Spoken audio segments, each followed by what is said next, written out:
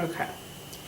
The next question is kind of similar to the should I start bulking before I get to goal question. And this one is, how can I best control the fat when bulking? That is all diet. It just depends on how, clean your bulk is. That's different for everybody. I toss quite a bit of junk into my bulk. Not crazy. I still eat healthy just because it's good for me and I like the way that I feel when I eat healthy, but I always leave room for my treats.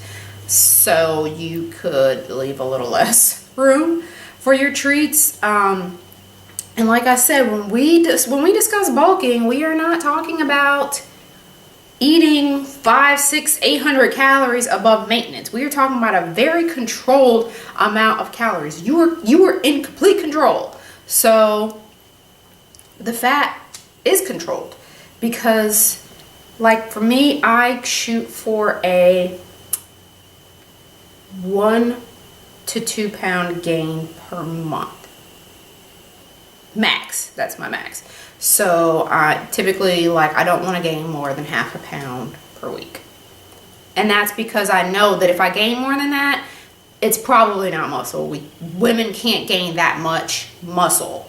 So if I know that, as a woman, I can probably only gain maybe 0.25 pounds of muscle per week, then I'm only giving myself enough over that just to make sure that I have enough. So yes, some fat gain is gonna be inevitable, and I've written a blog post about that, and I'm gonna include the links for all the applicable blogs to go with these videos. But if you know ahead of time the things that are no-nos in your diet, then you want to plan for those to not be included even during your bulk. So maybe carbs are your thing. You get a little bit and you just go crazy and it makes you overeat.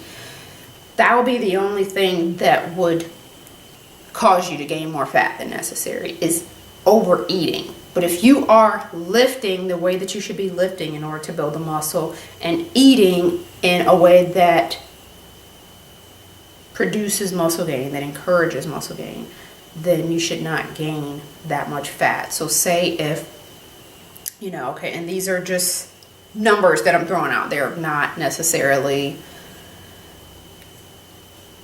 Kiki said, okay, these are just numbers that I'm throwing out there just to kind of give an example. Say that I can gain 0.25 pounds per week in muscle, figuratively, which is a pound a month, right? And I shoot for the 1 to 2 pounds a month. If I gain 2 pounds for each month, or 1.5 pounds for each month, then only that much over the 1 pound, that extra 0.5 or 1 pound is going to be the fat. So at the end of, say, a 5-month bulk, I'm shooting to only have 5 to 7 pounds gained, if that makes sense. And then when you start cutting some of that back, you'll find that you don't have to lose as much as you thought you did, because you'll look better at a higher weight. And like I said, I explain that a little bit more in the blog post that I'll include.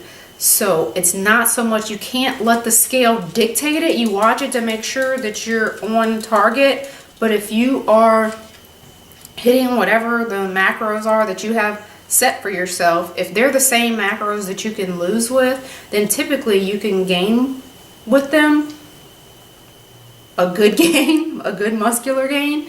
But you can usually have a little bit more carbs when you are trying to gain muscle. And the majority of what you will deal with on a bulk is bloat and water retention.